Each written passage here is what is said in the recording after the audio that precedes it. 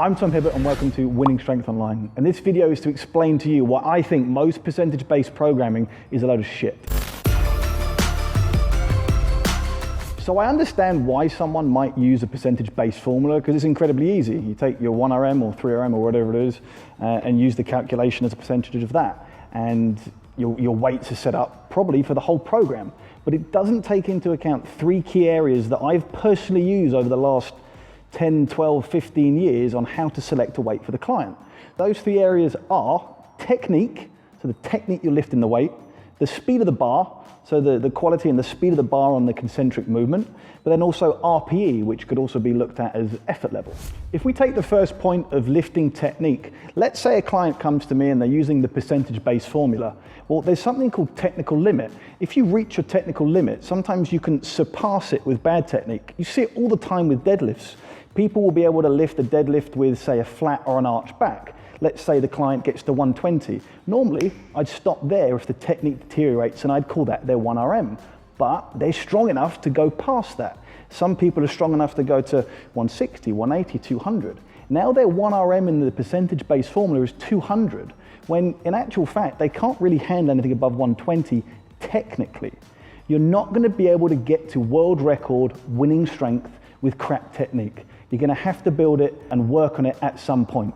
It's a never-ending game. You're always going to have to build up to a max, drop back down, or build up to your technical limit, drop back down. You are always going to have to work on technique. So that's one of the main things I look at. If you can't lift the weight with good technique, I'm not going to let you go heavier towards the next set.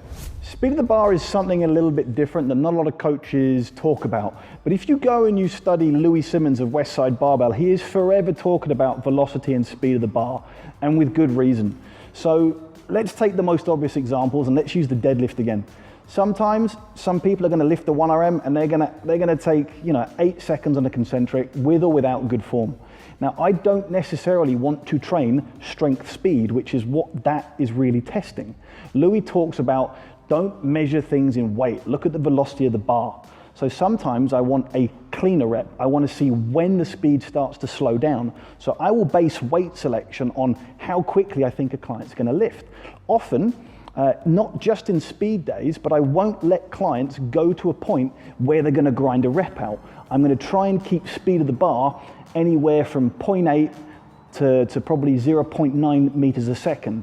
Now, again, this is something you can measure or you can just get used to watching good, clean repetitions. But if you're going to look at the main principle that you could apply to coaching or apply to your lifting is try and minimize the amount of times you are grinding reps out. The third and final point that I've mentioned is RPE, or rate of perceived exertion. Another one's called Borg scale. It's essentially the same thing. Another thing you could also use is RIR, which is repetitions in reserve. So how many reps you have left at the end of the set. So if you did 10 reps, you kind of gauge, I only had 2 reps left, which would be 2 reps in reserve. I like RPE, and I like using a scale out of 10. 1 out of 10 was very minimal exertion. 10 out of 10 was I had a fucking aneurysm getting that last rep. Now, I like to use this as the basis of what to do week to week. Now, generally, with a lot of clients, I will program 2-week phases. Why? I attract that kind of personality, that kind of fast twitch, more dopamine dominant, that really want to work hard, that kind of personality that's quite difficult to hold back. So often what I want to do with them is week 1 is a tester week. Week 1 is lay a marker down. When I'm looking at RPE, I'm telling them I want to see an effort of no more than 7 out of 10.